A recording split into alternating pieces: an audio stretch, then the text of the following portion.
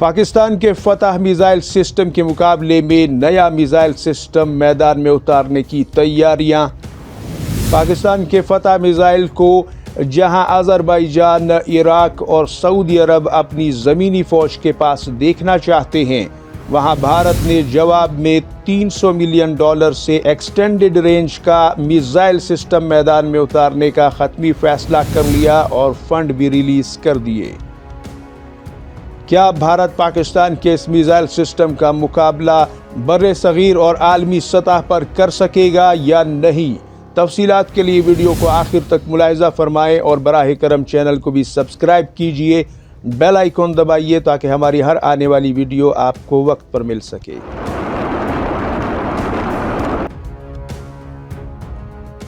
अस्सलामुअलैकुम नाज़रीन, voice of Pakistan में आप सबको खुशामदीद कहता हूँ। उम्मीद करता हूँ कि आप सभी दोस्त बखैर व आफियत होंगे। अल्लाह ताला आपको अपनी हिफ्ज़ व अमान में रखे। नाज़रीन, आपने हिमार्स मिसाइल सिस्टम का नाम ज़रूर सुना होगा। हिमार्स मिसाइल सिस्टम अमेरिका का एक बेहतरीन और शोहरा आफाक मिसाइल सिस्टम है जिसे कि यूक्रेन के हवाले किया गया था और यूक्रेन ने इस मिसाइल सिस्टम का इस्तेमाल करते हुए रूस को काफ़ी परेशान किया, काफ़ी तकलीफ पहुंचाई और उसके S-400 मिसाइल सिस्टम या फिर S-300 मिसाइल सिस्टम्स को कई जगहों पर तबाह भी किया और हिमार्स मिसाइल सिस्टम के ये कारनामे दुनिया बखूबी जानती है। इसी मिसाइल सिस्टम की बेस पर, इसकी सोच पर पाकिस्तान ने भी अपना एक मिसाइल सिस्टम बनाया जिसे फतेह मिसाइल सिस्टम का नाम दिया गया। इब्तदाई तौर पर हिमार्स की जो रेंज थी वो 290 किलोमीटर थी जो कि यूक्रेन को दी गई, लेकिन पाकिस्तान ने इब्तदाई तौर पर 150 किलोमीटर की रेंज तक का मिसाइल बनाया और फिर बाद में पाकिस्तान ने 450 किलोमीटर का फतेह मिसाइल सिस्टम भी बनाया। अब चूँकि 750 वाला भी बन चुका है, लेकिन वो क्रूज मिसाइल की टाइप है, वो एक अलग नौइयत है मिसाइल सिस्टम की, लेकिन 450 तक वो बिल्कुल हिमार्स मिसाइल सिस्टम के हम पल्ला और उसी जैसा हमलावर मिसाइल माना जाता है और उसी तर्ज पर दुश्मन पर धावा बोलता है। अब इसमें नाजरीन ये जदीद तरीन मिसाइल सिस्टम था, चूँकि हिमार्स ज़रा पुराना हो चुका था और ये सैटेलाइट गाइडेड मिसाइल सिस्टम था। पाकिस्तान ने भारत के 26 इलाकों पर 26 मुख्तलिफ अहम तरीन फौजी अहदाफ को बुरे तरीके से इसके ज़रिए निशाना भी बनाया और कामयाबी से इसने भारत के अंदर मिसाइल दागे थे जब वहीं का मार्का हुआ था। और उसी के बाद भारत जो है वो इस मिसाइल सिस्टम के खौफ में मुब्तला नज़र आया और उसके बाद उसने ये फैसला किया कि हम भी अपने मिसाइल सिस्टम को या तो अपग्रेड करें या फिर इस लेवल का मैदान जंग में इस्तेमाल होने वाला मिसाइल सिस्टम जो कि बर्क रफ्तारी से एक जगह से दूसरी जगह मूव करके दर्जनों और सैकड़ों के हिसाब से फायर हो सके, MRLS यानी कि मल्टी रॉकेट लॉन्चर सिस्टम जो है उसको हम इस मिसाइल टाइप को हम भी बनाएं। तो अब उसमें नाजरीन चूँकि पाकिस्तान ने ज़बरदस्त कामयाबियां हासिल की थी और एक्सपोर्ट ऑर्डर्स आने की भी तवक्को है, इसमें बांग्लादेश भी चाहता है इस मिसाइलों को और यहाँ पे इराक भी अपनी सरजमीन पर इन मिसाइलों को रखने का ख्वाहिशमंद है इस मिसाइल सिस्टम को, और वहाँ अज़रबैजान जो कि आर्मीनिया से जंग लड़ चुका है वो भी इस मिसाइल सिस्टम को अपनी फौज में देखना चाहता है। और कुछ खबरें ऐसी आ रही थी कि सऊदी अरब भी इसमें इंटरेस्टेड है, लेकिन उसके बाद चूँकि पाकिस्तान और सऊदी अरब का दिफाई माहिदा हो चुका है तो अब शायद सऊदी अरब खरीदार बनकर नहीं बल्कि पार्टनर बनकर पाकिस्तान के इन हाईटेक हथियारों में आपको नज़र आए, क्योंकि सऊदी सरजमीन में भी पाकिस्तान इस किस्म के मिसाइल सिस्टमों को बहुत जल्द तैनात करता हुआ आपको नज़र आएगा। अब यहाँ पे असली बात की तरफ आते हैं नाजरीन के भारत इस मिसाइल सिस्टम के खौफ से किस किस्म की तैयारी कर रहा है और कौन सा मिसाइल सिस्टम वो मैदान में उतारना चाहता है और वो किस हद तक कामयाब हो सकता है, चांसेस क्या हैं उसके।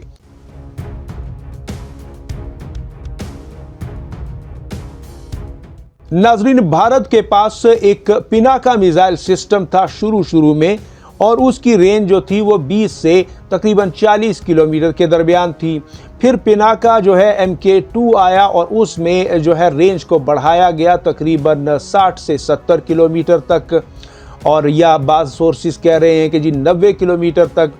उसके बाद एक और मिसाइल सिस्टम, अब उसके लिए फंड रिलीज हुए हैं $300 मिलियन जो DRDO को दिए गए हैं, और वो आगे मिल को इसका ऑर्डर दे रहा है कि वो ये बनाए। MIL उनका एक इदारा है, वो इसको आगे जाकर बनाए और इसकी रेंज जो है वो इब्तदाई तौर पर 120 किलोमीटर तक लेकर जाया जाए और बाद में 120 से इसे 300 किलोमीटर तक बढ़ाया जाए।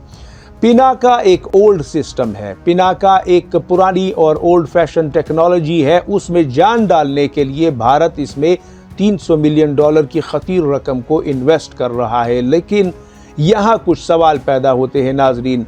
पहला सवाल तो ये है कि पाकिस्तान ऑलरेडी 750 किलोमीटर को बना चुका है और अब तो इससे आगे की रेंजें आने वाली हैं।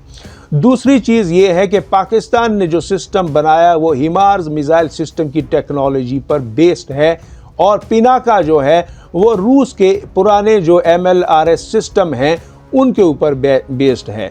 तो यहाँ पे नाजरीन, अब अगर आप 300 किलोमीटर हासिल कर भी लेते हैं तो पाकिस्तान तो पहले ही 750 बना चुका है और ये ममालिक पाकिस्तान के ना सिर्फ ये कि इस हवाले से ख़रीदार हैं बल्कि इत्तेहादी भी हैं और पाकिस्तान पर इस हवाले से भरोसा करते हैं कि आजमाइश के वक्त में पाकिस्तान किसी किस्म की पाबंदियां लगाकर इन मिसाइल सिस्टम्स या इनके मज़ीद जो एसेसरीज़ हैं, इक्विपमेंट है, इसके साथ उसमें कोई रखना नहीं डालेगा और किसी दूसरी ताकत के कहने पर हमारे साथ आजमाइश के वक्त में किसी किस्म का कोई दगा नहीं किया जाएगा।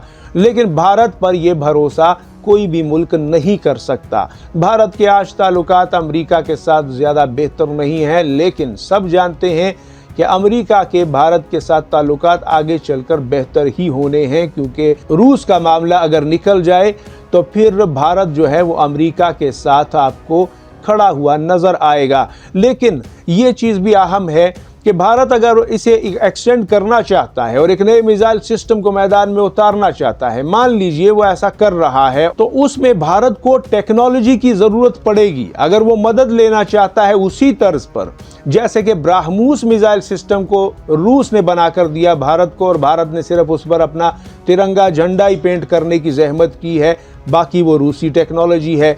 तो यहाँ पे अब क्या रूस दोबारा से वो भरोसा भारत पर दिखा सकेगा, क्योंकि भारत जो है वो अमेरिका के बगैर भी नहीं रह सकता।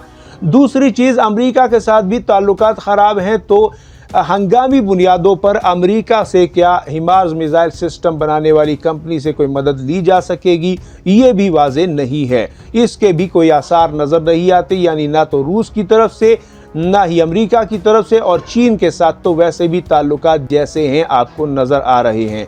तो ऐसी सूरत में भारत के पास अपने तौर पर अपनी ज़ाती घर की ऐसी कोई टेक्नोलॉजी नहीं है, कोई ऐसी एडवांसमेंट नहीं है कि जिससे वो एक हैरान कर देने वाला या चौंका देने वाला मिसाइल सिस्टम बना सके।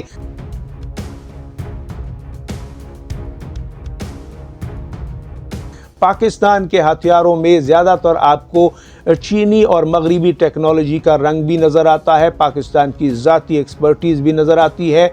ये कहा जा रहा था कि भारत के लिए सारे रास्ते खुले हैं, लेकिन आजकल रूस और अमेरिका दोनों ही भारत को शक की निगाह से देख रहे हैं। चीन तो पहले ही अपनी टेक्नोलॉजी भारत को नहीं देता, तो ऐसी सूरत में भारत की अपनी टेक्नोलॉजी की इतनी कैपेसिटी क्या है कि वो दुनिया को एक ऐसा मिसाइल सिस्टम दे सके जो पाकिस्तान के फतेह मिसाइल सिस्टम को मात दे सके।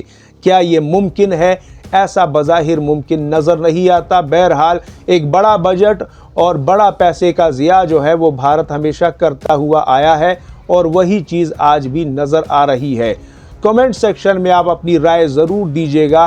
क्या भारत इस नए इनिशिएटिव को जो पिनाका सिस्टम के लिए ले रहा है, पिनाका MK3 300 किलोमीटर तक मार करने वाला, क्या इसमें कामयाब हो सकेगा? क्या ये उसी तरह से सैटेलाइट गाइडेड होगा, उसी तरह से टेक्नोलॉजी में एडवांस होगा? क्या उसी तरह से ये बर्क रफ्तार होगा जैसे पाकिस्तानी मिसाइल एक बर्क रफ्तार से स्पीड के साथ जल्दी उसकी अरेंजमेंट भी होती है, मूवमेंट भी होती है और दुश्मन पर वार भी पलक झपकते होता है, और वो भी दर्जनों और सैकड़ों की तादाद में? क्या पिनाका इस हैसियत को हासिल कर सकेगा?